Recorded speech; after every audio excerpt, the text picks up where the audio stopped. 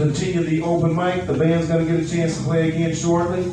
But the next poet I want to bring to the stage is a young man who is a graduate of Prairie View A&M University. He's done poetry with Outspoken Bean and The Fluent One. Prairie View produces productive people. It's my pleasure to present to some and introduce to others, Mr. Roy G. Biv. Roy! Make some noise, come on, don't sleep on me. Make some noise for Roy G. Biv.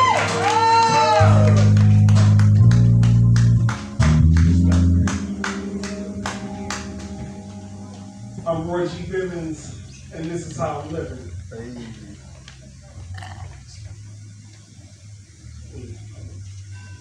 The following will be spit through my rose-colored glasses. But whenever I have stories to tell the masses, like helium, like hydrogen, I'm like various kinds of gases. I'll tell it through my rose-colored glasses.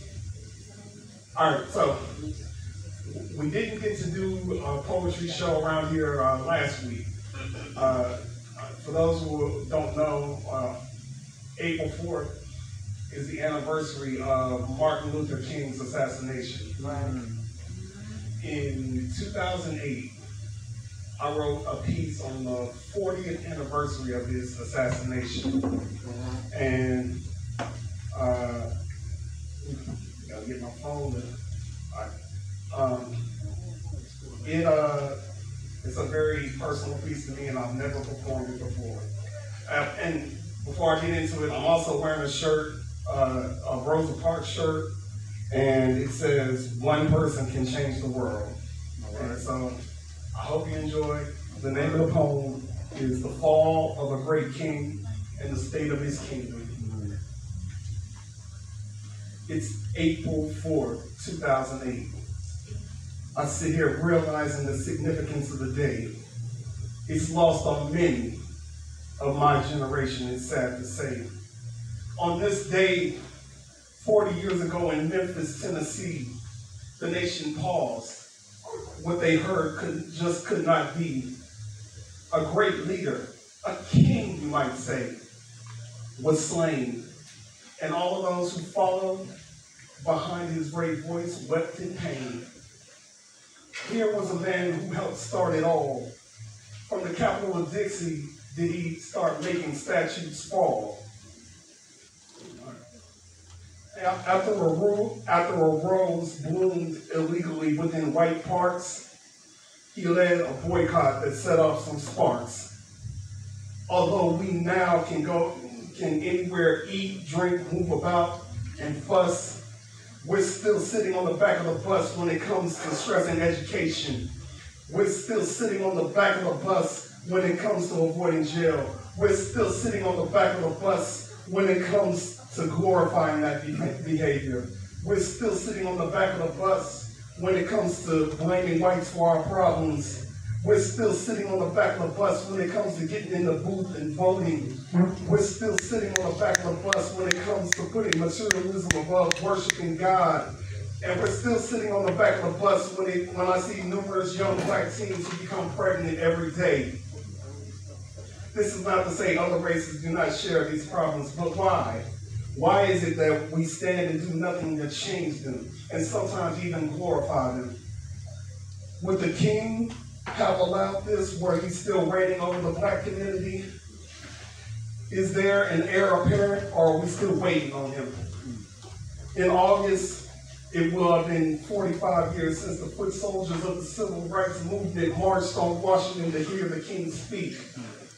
Once again, my generation may not realize it as the beat from the drum is too weak. The great king had a dream, and so too do I have a dream. I have a dream that one day we will stop forgetting our roots and regain our sense of community. I have a dream that the arts will display more than gratuitous images of sex, violence, and materialism. I have a dream that all of us, urban and suburban, will stop the need to fit in by buying and selling drugs. I have a dream that we will stop looking for the easy way out and move up by hard work. I have a dream that we will own the professional sports teams, not just play for them. I have a dream that we learn the value of $1. that having the best things is not the be all and end all. And I have a dream that we will not be apathetic about who we let run this country. 40 years ago today, it was the dream of ours to get on the Supreme Court. But now the only thing we try to be supreme over is the basketball court. It's the culture, where knowing where the party's at is more important than knowing where the candidates stand at. More than 50 years ago, the rose grew in a park where she wasn't supposed to.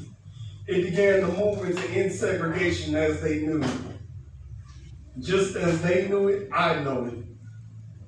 We shall overcome the negative stereotypes that people have used to characterize the Black community.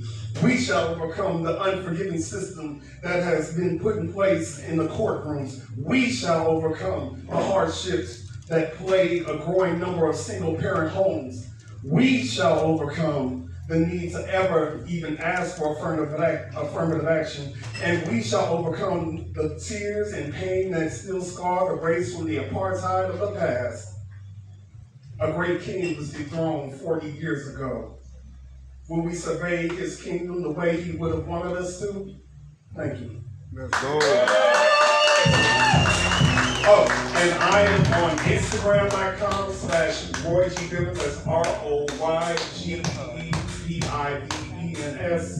can find me like that on X, and you can also find me as with just a G. Not a GEE on Facebook and YouTube. Thank you.